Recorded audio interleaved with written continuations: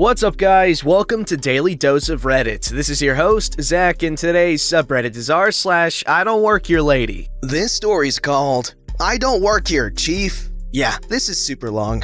As a sailor, just having a uniform puts you in an awkward spot whenever someone above you gives you an order to do something that isn't really your job, but then becomes your job because we have to obey lawful orders. Because then everything becomes your job when you have a schlong swinging douche constantly making you do things for him, generally speaking. But I usually do what I'm told with a grain of salt, like I'm supposed to, and avoid stirring up trouble. Higher enlisted and officers can give orders to really anyone below them, but are supposed to be mindful of the chain of command of the individual. Some people disregard that and abuse their rank, as I found out. This happened back when I was in E4. A couple of years after I got to my first ship, I found out that one of my A-school friends was stationed on the ship next to mine. So I went to let him guide me in touring his ship one day, as we both got off a little early that day. As I passed through control, a senior chief, E8, asked me what the frick we think we're doing. I had no idea what the context he was going off of, so I said, hey senior, just touring the ship. Shipmate. I hate this freaking word. I don't care if you're new. It's duty section cleanup. No, no. I'm not part of the duty section. I'm not even part of this. Let me stop you right there. It would behoove you, I hate this freaking phrase, to not sass back a chief. My heart sank because it was then that I knew what type of person this was. A man-child. He's not part of this ship. I'm not on duty either. I'm giving him a tour. I don't believe you. Who are your chiefs? Let them tell me that. Who actually tours other ships in their free time? To be fair, that was a good question. I should have just went home like everyone else. I told Senior Chief my division chief's number, and he saw my ship's emblem on my phone card. You're good at skating, aren't you? You even have another ship's phone card. Jesus Christ, this freaking dude. Come with me to my office. You too. Pointing at my friend. Friend whispered to me on the way, I'm so sorry. This guy is a freaking booty hole. He calls my chief. My chief thankfully picks up. My chief is a good chief and verified that I am me, that I was from another ship, and that I was released for the day. Checks out. You're gonna participate in duty section cleanup before you go since you tracked dirt onto the ship. You can't be serious. He scolded us again for sassing him. I was gonna sneak off, but this freaking senior chief stood behind me with a flashlight watching every movement of my hand and sponge. I only cleaned for about 20 minutes, friend did too, even though he wasn't part of the duty section, as the 1MC, announcing circuit, secured duty section cleanup. Senior went back to controlling, angrily shouting and throwing a tantrum for what, I have no idea. We didn't give him another chance to talk to us. We knew he was gonna come for us. We freaking took our chance and bailed. How freaking dense can a person be? I know good chiefs and some bad ones. This senior chief was by far the worst chief I have ever known.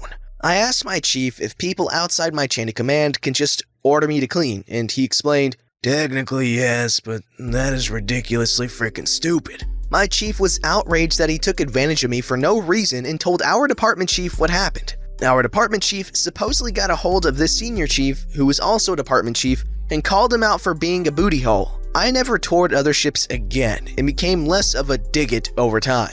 My friend and I still play via video games together. We lived happily ever after. Oh wow. Yeah, I can really see that getting super annoying. Like, this guy you've never met before, has nothing to do with you, can just order you around like it's nothing. Gosh, it's killing me just thinking about it. Let me know in the comments below any interesting stories like this, where maybe a higher up was just being a big old schlong to you. This story's called Maybe I Am That, but I Still Don't Work Here. And by that, I mean I'm a booty hole. Some background. I look very much like your stereotypical Ozarker hillbilly redneck. Yes, this includes overly long facial hair, a goatee in my case, overweight, and a lip full of jaw, a dip or chew, in my specific case, a mitten-based, nicotine-free alternative that is helping me transition away from that disgusting habit. I have almost zero tolerance for stupidity, and due to my lower back being basically destroyed from a mixture of physical labor, sports, a car accident 15 years ago, and my considerable fatness now, and I'm recovering from having a couple of pulmonary embolisms, blood clots in lungs. So I am not in fighting shape at all, which means I really don't like people touching me, especially when they are being aggressive. To the characters. Me, Sue, because that is what she's screaming by the end. Dumbstruck manager. Sweet young lady, but in over her head. The story. Happened yesterday, but I was just too tired when it was all said and done to write it out. Also on mobile, so I am doing my best with the formatting, grammar, and spelling. But please understand if I botch it. On my way home from work, I decided to stop at a local supermarket. The employees here wear black or khaki pants, a red or black polo with the name of the store embroidered onto the polo, or wear white dress shirts. Management. I am wearing dark blue bib overalls, a navy blue sweatshirt, a black ball cap, and tan combat boots. I have my cart and I stop on the drink aisle, and I am comparing some different pre-made teas, part of trying to be healthier. Sadly, sweet tea is no longer an option for me. And it was in the middle of me coming to that understanding in my life that I hear the notorious throat clear and the words, "Excuse me?" I glance over to see a middle-aged woman, well-dressed, and only because it becomes important later, she's African American. I pull myself against one side of the aisle and mutter, "Sorry?" She clears her throat again, and I look at her and start to move back across the aisle. Speaking up a little bit, "My fault on that. Should have asked where you were going." Sue, in a snarky, condescending tone, says, "Yes, you should have. Now, why don't you stop staring at those bottles and help me?" "Ma'am, I can barely help myself." "What? I'm going to get your manager." I stop laughing. "Look, piss off, lady. I don't work here." She points a finger millimeters from my face. "You listen here, booty hole. I'm a customer. You can't talk to me like that." I'm putting both bottles of tea back on the shelf and turning to leave. "Yeah, I may be a butthole, but I still don't work here, lady." As I go to walk away, Sue grabs my shoulder and pulls me around. Out of instinct, I wheel around, pushing Sue's arm away from me and forcefully shoving her back. This sends Sue into her cart, which she catches herself on before she regains her footing. Why didn't I leave, you ask? Well, I was taught to never turn your back on an angry opponent. So she comes marching up to me and nabs her finger into my chest hard and screams, "You racist illegitimate child, how dare you shove me?" I'm done. Freaking completely over it. And remember me mentioning I don't do well with stupid? So I let her have it. I spent my youth in various jobs that teach you how to yell from the diaphragm, commonly known as the drill instructor's yell. So I go full volume, spittle flying in her face, ballistic. I raged something along the lines of, most of it was picked up on the security system's audio. And guys, in case that wasn't enough warning, here it is, I'm yelling. "Racist! You freaking crude name for female reproductive part! You physically assaulted me because the gap between the brain cells you possess were too far apart for you to process that! I do not work here! I highly suggest that you pull your head out of your butt before someone packs your crap in and suffocates you!" Alright, there goes my throat, and my pop filter is now covered in spit. Clearly having enough of a complete butthole screaming a mere inch from her face, she slaps me. So, one good slap deserves another, and I backhanded her hard enough that it sounded like a stick breaking. Sue spots Dumbstruck manager and starts screeching that she is going to sue the store if I'm not immediately fired for assaulting her and calling her racist things.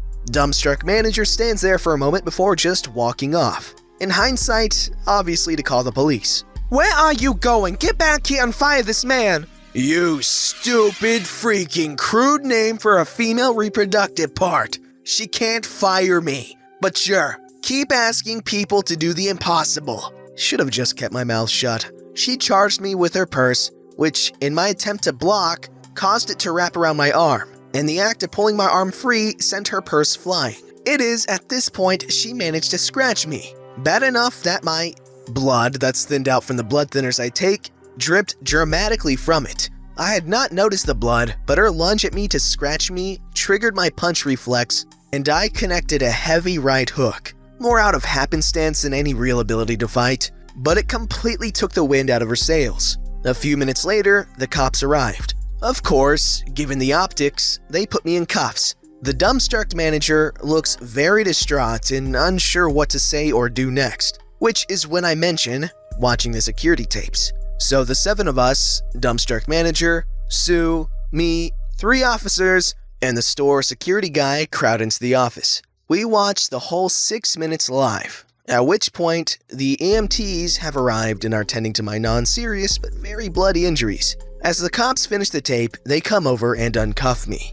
I think the cops, one of which I had dealt with before, were about to tell us to both just leave, stay away from each other, and on the way out. This was mutual combat. Well, the simple act of uncuffing me sends Sue into hysterics, pulling at the cops, telling them to arrest me. The first officer calmly said, "Please, ma'am, calm down." Next thing I know is the call out, "Taser, taser, taser!" And yup, she got tased. After all that, I had to explain that I understood my physical reaction may have seemed a little over the top, but being on blood thinners, any physical attack against me poses a greater danger. I was informed that in that case, the cops were going to try for aggravated assault instead of simple assault if I wanted to press charges. Bet your booty I pressed charges! And while I was being loaded into the ambulance to be taken to the hospital and to be checked for internal bleeding, Sue was screaming about suing everyone and anyone as she was loaded into the police vehicle. I'm sure she'll love the fact that I have already contacted my lawyer for a civil suit,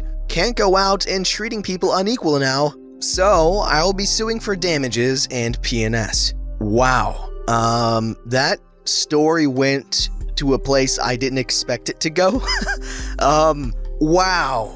This story's called Why You Should Never Grab Somebody From Behind. Names have been changed to protect the innocent. I met my friend, Harry, at a job I had a few years ago, and we became pretty close. Even after he accepted a job at a pub, we still hung out frequently. Yesterday, Harry interviewed for a manager position at another restaurant and got the job.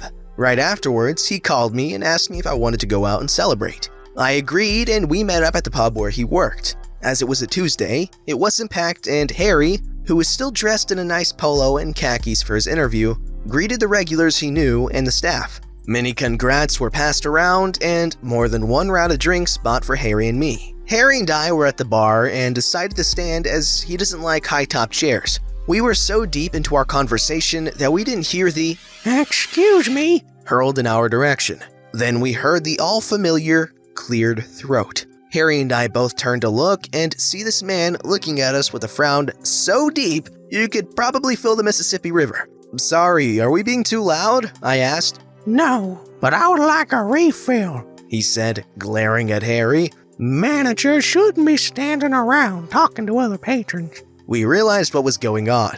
Harry, still in a good mood, said, "I'm sorry, but today's my day off. I'll ask Jake to take care of you and your party." Harry turned around and made eye contact with the bartender, who nodded and made his way over. This wasn't good for the man, and he grabbed Harry's shoulder and tried to spin him around. Big mistake. Harry is a Marine. Granted, he hasn't been active duty for a while, but he still works out. When we started working together, he asked me to not sneak up on him and to not grab him suddenly. To this day, I make sure to say his name if I'm behind him so he knows I'm there. Next thing I know, the guy has his hands on his mouth and Harry's hand formed into a fist, his face grim. Jake and the manager ran over and asked what happened. Harry and I told them what had happened, and I was scared Harry was going to be in big trouble. The guy, who probably had a loose tooth or two, decided that he wanted to get into more trouble and said, "They were harassing me. All I wanted was another drink, but they told me to F off and he punched me." Harry just pointed upwards where a camera was pointing and looked at the manager. "Hey, Leo, are the cameras running?" "Yep, want us to look over the footage?" Leo asked. At this, the guy realized that now would be a good time to leave so he wouldn't get into trouble and did the walk of shame out of the bar. Harry apologized to Leo, and Leo just put his hand on Harry's shoulder. "It's okay, Harry. Hopefully he'll learn why it's a dumb idea to grab a stranger's shoulder." Okay, thank goodness that the Harry, he didn't get into trouble because that would have been really stupid. And besides, grabbing someone is assault, I'm pretty sure. I mean, maybe not. Correct me down below or confirm that I'm right and boost my ego. Don't forget to like, subscribe, and hit that bell to never miss an episode.